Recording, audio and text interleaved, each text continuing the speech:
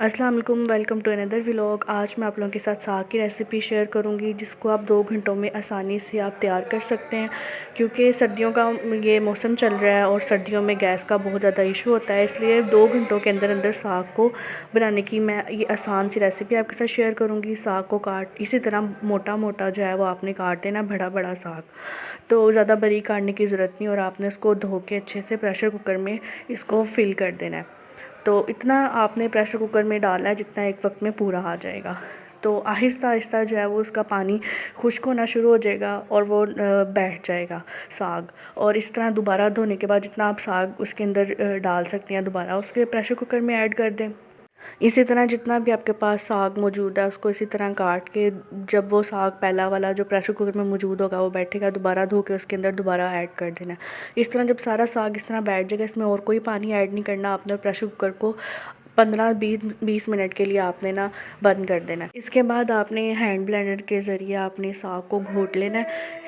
आजकल क्योंकि जदीद दौर है और जदीद दौर के अंदर जदीद मशीनें भी आ चुकी हैं, तो इसके लिए हमने हैंड ब्लेंडर इस्तेमाल करना है और उसको घोट लेना है जितना भी आप चाहते हैं बारीक करना। तो इसके बाद प्याज लहसुन अदरक एक कढ़ाई में डाल के उसके अंदर नमक मिर्चें हल्दी डाल के उसको अच्छे से मसाला भून लेना है। मसाला भूनने के बाद ग्राइंड किए हुए साग को इसके अंदर शामिल कर देना है। साग शामिल करने के बाद मसाले के अंदर इसको अच्छे से पका लेना है जब तक इसका पानी खुश्क ना हो जाए, और आपका मज़ेदार साग सर्दियों के मौसम में 2 घंटे के अंदर तैयार है। साग के पकने के बाद मेरी खाला ने आज बनाई हम सबकी फरमाइश पे मकई की रोटी साग। तो सबसे पहले मकई के आटे को उन्होंने छान लिया था। मकई के आटे के साथ साथ वो थोड़ा गंदम का आटा भी उसमें ऐड करेंगी, क्योंकि इस तरह ना रोटी को बेलना जो है वो आसान हो जाता है और इस तरह वो फटती भी नहीं है। तो फिर उन्होंने दूसरा आटा थोड़ा सा शामिल किया गंदम का मकई के आटे में। फिर उसमें थोड़ा सा उन्होंने ऑयल ऐड किया, और ऑयल को ऐड करने के बाद आटे को अच्छे से मिक्स कर लिया। मिक्स करने के बाद इसमें थोड़ा थोड़ा पानी वो शामिल करती गई और आटे को वो इस तरह से गूंथती जा रही थी। और इसको मिक्स करने के लिए ना काफ़ी ज़ोर लगाना पड़ा था, क्योंकि जो हम गंदम का आटा घर में गूंथते हैं वो तो आसानी से गूंदा जाता है, और ये वाले आटे को ज़रा ना वो मसलना पड़ता है। जिस तरह मैदे को हम गूंथते हैं ना, तो इसी तरह इसको भी गूंदना पड़ रहा था। मेरी खाला ने आटे को मिक्स तो कर लिया था, लेकिन उसके बाद उसको गूंदना मैंने स्टार्ट कर दिया, क्योंकि वो उनके बाजू और उनका हाथ थक चुका था। फिर मैं इसको अच्छे से मैंने गूंदा। जैसा कि आपने मेरे प्रीवियस व्लॉग में देखा कि हम मेरी खाला ने साग बनाया था, तो उसी दिन हम लोगों ने मकई की रोटी भी खाई थी।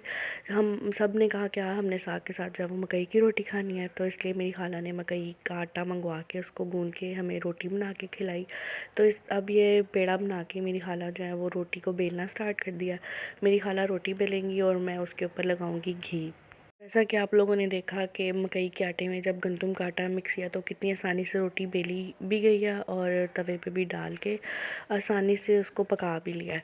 तो इसी तरह अगर आप लोग भी घर में मकई की रोटी आपको नहीं बनानी आती, तो आप भी मकई के आटे में गंदम का आटा थोड़ा मिक्स करके आप भी आसानी से उसको गूंद भी लेंगी और वो रोटी से ही बेली भी जाएगी।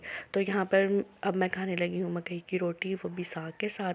और यकीन करें ये मकई की रोटी खा के साग के साथ जैसे ही मैंने इसकी एक बाइट ही ली ना, तो मुझे इतना मज़ा आया। अल्लाह का शुक्र अदा किया मज़ेदार खाने के लिए। अल्लाह।